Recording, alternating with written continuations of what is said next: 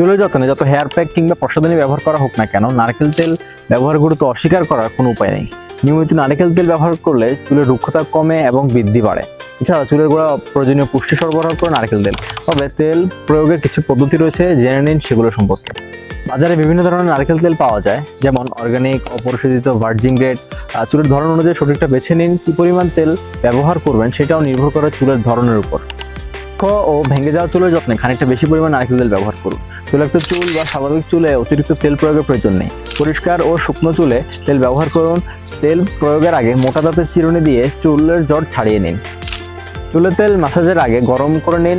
সামান্য গরম পানির মধ্যে তেলের পাত্র বসিয়ে গরম করতে পারেন। চুলের গোড়া থেকে তেল ম্যাসাজ শুরু করুন। ধীরে ধীরে সম্পূর্ণ চুলে লাগান তেল। চুলের আগায় বিশেষভাবে নজর দিবেন যাতে ঠিকঠাকভাবে তেল লাগে।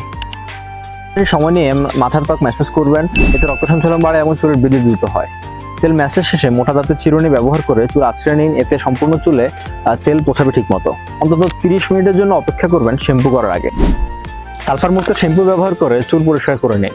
প্রয়োজনে 2 বার ব্যবহার করুন শ্যাম্পু। প্রাকৃতিক বাতাসে চুল শুকিয়ে নিন। নারকেল তেল চুলের যত্ন ছাড়াও আরও নানাবিধ ব্যবহার জানতে আমাদের পেজকে ফলো করুন, আমাদের সাথেই থাকুন। সকলে সে পর্যন্ত ভালো থাকুন, সুস্থ থাকুন। আসসালামু আলাইকুম।